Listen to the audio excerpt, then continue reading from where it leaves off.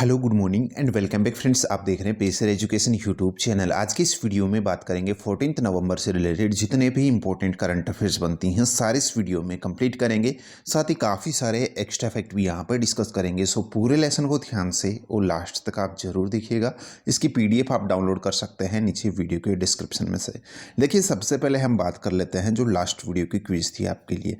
Question था कि एशियाई युवा चैंपियनशिप 2021 में भारत ने कितने स्वर्ण पदक जीते थे। आपका करेक्ट आंसर था यहाँ पर टोटल 6 गोल्ड मेडल। यहाँ पर केवल गोल्ड मेडल पूछा गया है, ध्यान रखिएगा। टोटल पदक नहीं पूछे गए थे, तो आपको ध्यान रखना है टोटल पदक यहाँ पर 20 थे और केवल गोल्ड मेडल की अगर आप बात करते हैं तो भारत ने टोटल 6 गोल्ड मेडल जीते थे। यहाँ पर आपको ध्यान रखना है, पिछले टाइम पे हमने खूब डिस्कस किया था इसके बारे में। भारत खिलाड़ियों ने 6 गोल्ड मेडल समेत टोटल 20 पदक इसमें जीते थे एशियाई युवा चैंपियनशिप में।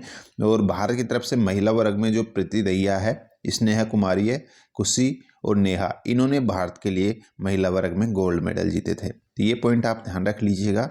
अब बात करते हैं जो आज की करंट अफेयर्स है। पहला अपडेट आपके सामने है, भारत और किस देश के बीच में संयुक्त सैन्य अभ्यास शक्ति 2021 का छठा संस्करण नवंबर में फ्रेजिस में आयोजित किया जाएगा। देखिए, यहाँ पर आपका करेक्ट आंसर होगा फ्रांस। जो शक्ति नामक जो सैन्य अभ्यास है, ये भारत फ्रांस का एक संयुक्त सैन्य अभ्यास है। किसका? भारत फ्रांस का शक्ति नाम का, ध्यान रखिएगा। इसका छठा संस्करण जो है अभी नवंबर में आने वाले टाइम में आयोजित किया जाएगा। कहाँ पर? फ्रेजिस में। फ्रेजिस कहाँ है? फ्रांस का शहर है, यहीं पर इसका आयोजन इस बार किया जाएगा। ठीक है, यहाँ पर अगला अपडेट देखिएगा। हाल ही में भारतीय नौसेना और रॉयल थाई नौसेना के बीच India Thailand coordinate patrol, short में इंडो थाई कॉर्पोरेट का कौन सा संस्करण आयोजित किया गया है? तो ये था 32वां जो है ये संस्करण था, 32वां संस्करण जो हाल ही में संपन्न हुआ है भारत थाईलैंड के बीच में। देखिए, जो भारतीय नौसेना और जो रॉयल थाई से नौसेना है, इन्हीं के बीच का ये एक संयुक्त नौसैन्य अभ्यास है जो कि इंडो थाई कॉर्पोरेट के नाम से भी जाना जाता है, जिसका ये 32वां संस्करण हाल ही में संपन्न हुआ है। थोड़ा विस्तार से बात करें तो इसकी शुरुआत हुई थी 2005 में।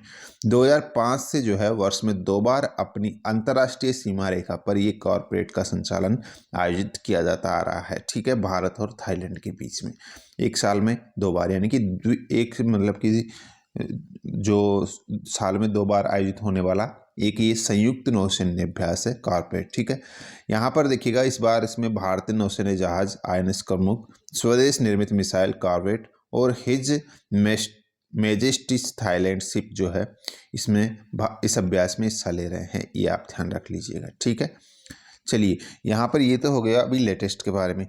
और पॉइंट यहाँ पर ध्यान रखना है कि भारत और थाईलैंड के बीच में जो अन्य सैन्य अभ्यास है, एक तो यहाँ पर भारत थाईलैंड का जो सेना अभ्यास है वो है मैत्री अभ्यास, और जो वायुसेना अभ्यास है वो है सियाम भारत अभ्यास। ये भी यहाँ पर ध्यान रखना है। ये भारत और जो थाईलैंड की वायुसेना है उनके बीच का अभ्यास है सियाम भारत अभ्यास, और जो भारत और जो यहाँ पर थाईलैंड है इनके बीच की जो सेना है, दोनों सेनाओं के बीच का अभ्यास है मैत्री। और यहाँ पर जो नौसैन्य अभ्यास है वो है इंडो थाई कॉर्पोरेट। ठीक है, नेक्स्ट अपडेट देखिएगा। यहाँ पर प्रधानमंत्री नरेंद्र मोदी ने निवेशकों के लिए किसकी 2 पहलों, जिसमें पहला पहल है जो योजना है वो है खुदरा प्रत्यक्ष योजना, और दूसरी योजना है एकीकृत लोकपाल योजना को लॉन्च किया। हाल ही में देखिएगा जो RBI की जो योजनाएं हैं, भारतीय रिजर्व बैंक ने 2 योजनाएं जो है लॉन्च की है, जिनको प्रधानमंत्री के द्वारा लॉन्च किया गया है। ठीक है, जिसमें पहला नाम आता है आपका खुदरा प्रत्यक्ष योजना और दूसरा नाम आता है आपका एकीकृत लोकपाल योजना। दोनों योजनाओं के बारे में ध्यान रखिएगा। जो RBI की योजनाएं हैं, हाल ही प्रधानमंत्री द्वारा इनको लॉन्च किया गया है, ध्यान रखिएगा। देखिए, यहाँ पर इन दोनों योजनाओं के बारे में अगर बात करते हैं तो निवेश से संबंधित ये योजनाएं हैं। निवेश का जो दायरा है उनके विस्तार के मकसद से ही जो है इनको यहाँ पर लॉन्च किया गया है। इन योजनाओं से देश में निवेश के दायरों का विकास होगा और पूंजी बाजार तक पहुँच आसान हो जाएगी। वह निवेशकों के लिए अधिक आसान, अधिक सुरक्षित बनेगा, और खुदरा प्रत्यक्ष योजना से देश के छोटे निवेशकों को सरकारी प्रतिभूतियों में निवेश और सरल और सुरक्षित माध्यम मिल जाएगा। तो यहाँ पर निवेश का दायरा बढ़ाने के मकसद से इन योजनाओं को शुरू किया गया है। नेक्स्ट देखिएगा, किस सोशल मीडिया प्लेटफॉर्म ने सेफ स्त्री और माई कानून नाम से 2 साइबर सुरक्षा अभियान शुरू किए हैं? तो ये किए गए हैं इंस्टाग्राम के द्वारा। जो यहाँ पर सोशल मीडिया प्लेटफॉर्म है इंस्टाग्राम, उसी के द्वारा सेफ स्त्री और माई कानून, ये दोनों जो है प्लेटफॉर्म या फिर दोनों अभियान शुरू किए गए हैं। नेक्स्ट है उपभोक्ता मूल्य सूचकांक, सीपीआई द्वारा मापी गई खुदरा मुद्रास्फीति में अक्टूबर में बढ़कर कितना प्रतिशत हो गई है? जो भारतीय खुदरा मुद्रास्फीति है वो अक्टूबर में बढ़कर कितनी हो गई है? 4.48, यानी कि 4.48% यहाँ पर जो है ये भारतीय खुदरा मुद्रास्फीति है वो हो गई है इस सूचकांक के अनुसार, यहाँ पर ये मापा गया है। नेक्स्ट अपडेट है, हाल ही में निम्न में से कौन राज्यसभा के महासचिव चुने गए हैं? तो आपका सही आंसर पीसी मोदी।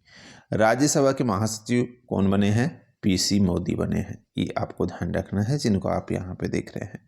देखिए यहाँ पर पीसी मोदी या फिर प्रमोद चंद्र मोदी आप कह सकते हो, इन्होंने राज्यसभा का नया महासचिव नियुक्त किया गया है इनको। और सूत्रों की बात करें, सूत्रों के अनुसार जो है इन्होंने जो स्थान लिया है वो पीपी के रामाचार्युलु का स्थान लिया है। इससे पहले कौन थे इस पद पर? पीपी के रामाचार्युलु थे, जिनका यहाँ पर कार्यकाल 31 मई को समाप्त हो चुका था और उसके बाद यहाँ पर इनको इस पद पर नियुक्ति दी गई है। अगला अपडेट देखिएगा, प्रधानमंत्री नरेंद्र मोदी किस शहर में देश का पहला ISO सर्टिफाइड रेलवे स्टेशन रानी कमलापति स्टेशन का उद्घाटन करेंगे? 15 नवंबर को ये उद्घाटन किया जाएगा और ये भोपाल के अंदर स्थित है। मध्य प्रदेश का जो शहर है भोपाल, इसी के अंदर हबीबगंज रेलवे स्टेशन के नाम से ये पहले से चला आ रहा है ये रेलवे स्टेशन, जिसका नाम बदलकर अब क्या कर दिया गया है? रानी कमलापति रेलवे स्टेशन कर दिया गया है। रानी कमलापति कौन थी? ये भोपाल की आखिरी हिंदू रानी थी, जिनके नाम पर इस जो हबीबगंज रेलवे स्टेशन है इसका नामकरण किया गया है। ये आपको ध्यान रखना है। 15 नवंबर को प्रधानमंत्री जो है इनके द्वारा इसका उद्घाटन किया जाएगा और देश की जो महान वीरांगनाओं में से एक है रानी कमलापति, इन्हीं के नाम पर इसका नामकरण किया जाएगा। ठीक है, ध्यान रखिएगा। तो ये स्टेशन कहाँ है? मध्य प्रदेश के भोपाल शहर के अंदर है। और एक चीज़ ध्यान रखिएगा, ये देश का पहला ISO 9001 सर्टिफाइड रेलवे स्टेशन भी है, ये भी आपको ध्यान में रखना है। अगला अपडेट देखिएगा, निम्न में से किस अंतरिक्ष एजेंसी ने भारतीय मूल के अंतरिक्ष यात्री राजाचारी के नेतृत्व वाले क्रू 3 मिशन को लॉन्च किया है? तो ये किया है स्पेसएक्स।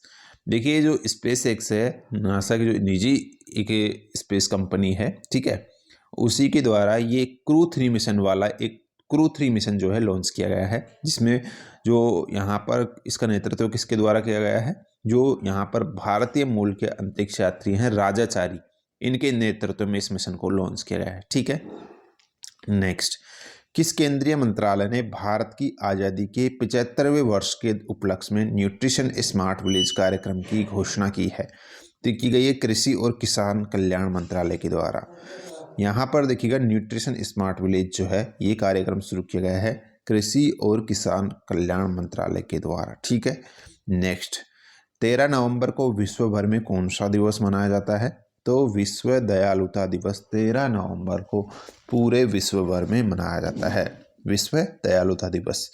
नेक्स्ट देखिएगा, हॉकी इंडिया ने किस राज्य में होने वाले अंतर्राष्ट्रीय हॉकी महासंघ हॉकी पुरुष जूनियर विश्व कप 2021 के लिए विवेक सागर प्रसाद को कप्तान चुना है?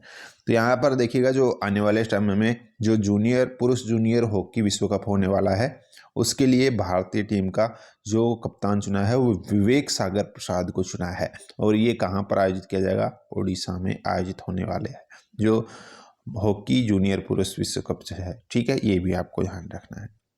देखिए अगला अपडेट जो आज का क्विज है इसका आंसर आपको नीचे कमेंट बॉक्स में लिखना है। क्वेश्चन है कि हाल ही में किस राज्य द्वारा बथुकम्मा उत्सव का आयोजन किया गया था? जो भी करेक्ट आंसर है आपको नीचे कमेंट बॉक्स में लिखना है। सो गाइस ये थी आज की करंट अफेयर्स। आई होप आपको वीडियो पसंद आई है तो लाइक शेयर जरूर कीजिएगा। आज की इस वीडियो में इतना ही है, मिलते हैं नेक्स्ट वीडियो में। धन्यवाद।